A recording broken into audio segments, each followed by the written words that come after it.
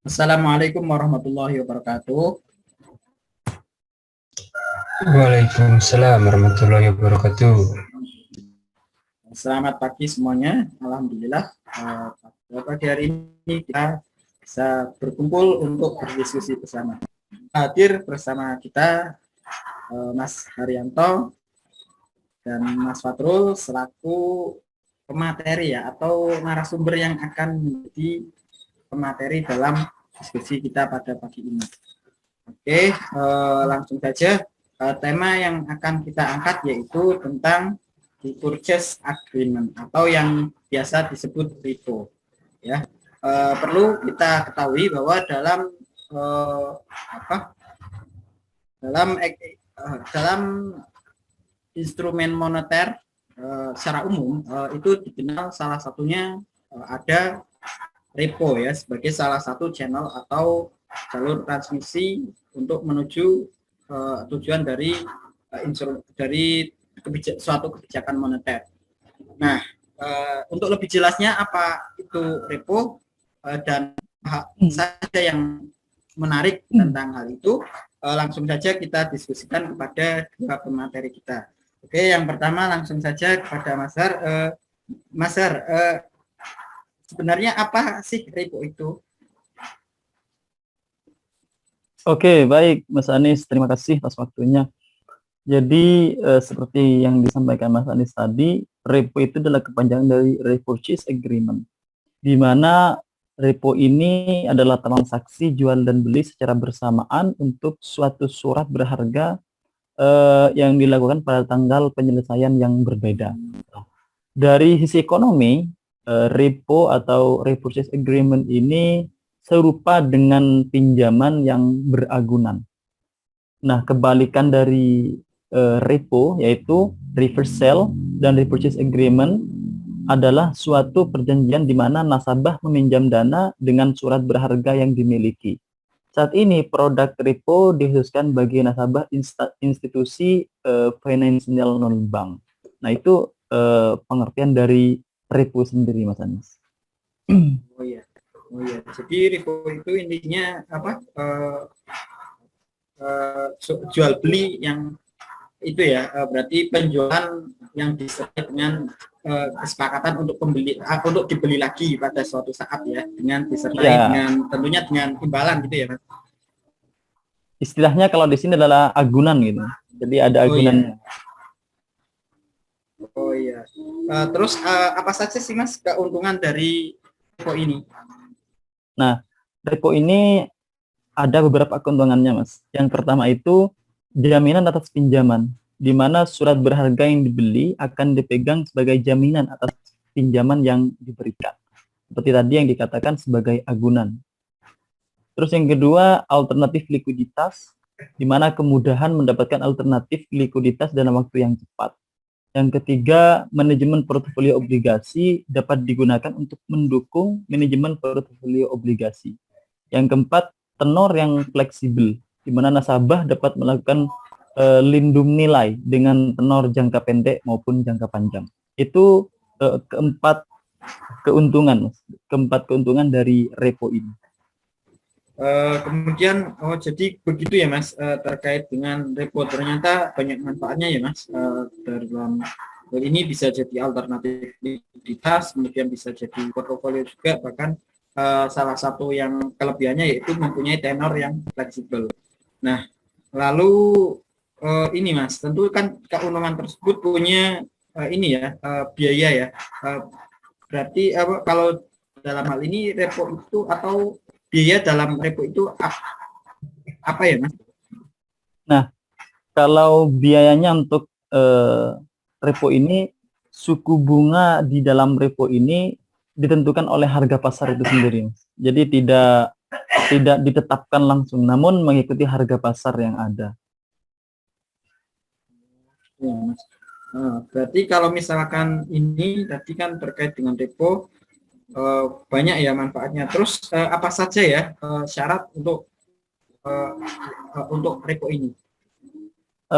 Sejauh dari pengetahuan saya, Mas, syarat untuk bisa mendapatkan repo ini yang pertama itu menandatangani perjanjian Global Master Repurchase Agreement Indonesia atau yang dikenal dengan GMRA Indonesia. Dan yang kedua, menyediakan profil perusahaan, ultimate beneficiary owner, dan laporan keuangan. Itu saja Mas dari syarat-syarat supaya kita bisa bertransaksi repo. Oke, kalau begitu ini tadi perspektif umum ya Mas terkait dengan repo ini. Nah, mungkin terkait dengan syariah, gimana Mas Fatrul? Mungkin bisa memberikan pandangannya kepada kami. Terima kasih Mas Anis. Tadi juga sudah disampaikan oleh Mas Haryanto. Mungkin untuk repo yang berkaitan dengan syariah, kita terikat atau terkait dengan sertifikat Bank Indonesia Syariah. Ini saya coba baca mengenai peraturan Bank Indonesia nomor 10/11/PBI 2008 mengenai sertifikat Bank Indonesia Syariah. Di sini repo SBIS atau surat Bank Indonesia Syariah, sertifikat Bank Indonesia Syariah ini merupakan transaksi repurchase agreement SBIS, merupakan transaksi pemberian pinjaman oleh Bank Indonesia kepada Bank Umum Syariah atau unit usaha syariah dengan agunan SBIS. Berarti basisnya kalau dalam syariah ini SBIS ya Mas? SBIS. Kemudian terkait dengan mekanismenya Mas, terkait dengan apa repo ini sebagai ketentuannya gitu. Saya mungkin baca dengan sumber yang sama lagi ya Mas Anis, di bab 6 pasal 9 mengenai repo SBIS. Jadi yang pertama nih, Bank Umum Syariah atau unit usaha syariah ini dapat mengajukan repo SBIS kepada Bank Indonesia. Lalu selanjutnya repo SBIS sebagaimana dimaksud ayat yang tadi, yang pertama berdasarkan prinsip kode yang diikuti dengan rahan. Yang ketiga, Bank Umum Syariah atau unit usaha syariah yang mengajukan repo SBIS harus menandatangani perjanjian pengagunan SBIS dalam rangka repo SBIS serta menyampaikan dokumen pendukung yang dipersyaratkan kepada Bank Indonesia. Dan yang terakhir, yang keempat, Bank Indonesia menetapkan dan mengenakan biaya atas repo SBIS. Oke, terima kasih Mas Fatrul. Kemudian ini Mas terkait dengan moneter sendiri. Sebenarnya bagaimana sih hubungan repo ini terhadap kebijakan moneter? Untuk terkait dengan kebijakan moneter, salah satu kebijakan dari Bank Indonesia sebagai bank sentral yang ada di negara Indonesia, yang tentunya punya kewenangan untuk mengatur kebijakan moneter, ini bisa dilakukan melalui operasi pasar terbuka. Misalnya di operasi pasar terbuka, Bank Indonesia mengeluarkan sertifikat Bank Indonesia Syariah SBIS.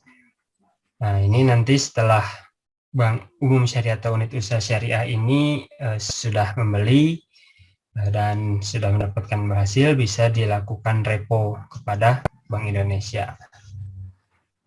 Nah, ini untuk yang Bank Umum Syariah atau unit usaha syariah ini yang mengajukan repo, wajib memiliki saldo rekening surat berharga dan juga saldo rekening giro yang cukup untuk memenuhi kewajiban penyelesaian repo SBIS. Oke, jadi seperti itu ya Mas. Kemudian ini Mas, terkait dengan repo ini kan berarti tadi sesuai yang dijelaskan bisa menjadi salah satu kerangka operasi moneter ya, yang tentunya dengan mengimplementasikan repo tersebut. Nah, kira-kira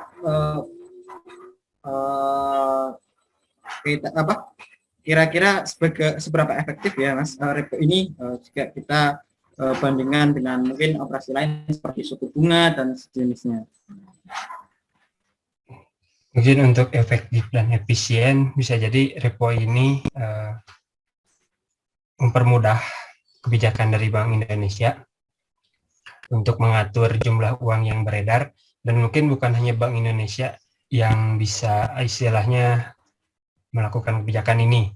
Bank sentral negara lain pun juga melakukan repo terhadap surat berharga yang diterbitkan.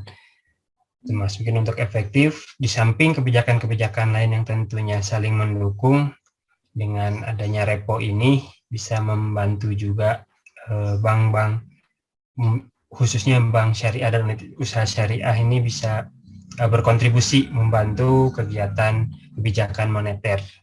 Dan tentunya tujuan moneter ini kan begitu sangat luas ya Mas Anies, seperti itu. Kalau gitu berarti kalau dalam syariah ini berarti mekanisme atau akad dalam repo ini menggunakan akad apa ya Mas? Kalau di sini di peraturan yang diterbitkan oleh Bank Indonesia, ini repo SBIS ini didasarkan pada prinsip KOD Mas Anies. Dan juga selain prinsip KOD ini juga diikuti dengan RAHAN. Dia menggunakan prinsip KOD dan RAHAN ya Mas? Dan RAHAN, iya Mas Anies. Oke, mungkin selain itu ini kan kemudian di BI itu kan ada yang istilahnya BI 7-day reverse repo rate ya Mas.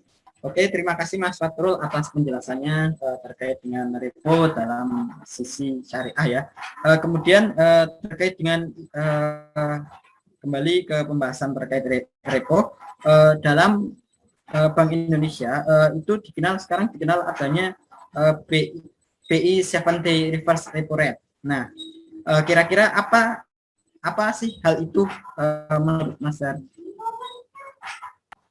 Baik, berkaitan dengan BI 7-day reverse repo rate atau BI 7 DRR, Bank Indonesia memperkuat kerangka operasi moneter dengan mengimplementasikan suku bunga acuan atau suku bunga kebijakan baru, yaitu BI 7-day reverse repo rate atau BI 7 DRR yang berlaku efektif sejak 19 Agustus tahun 2016.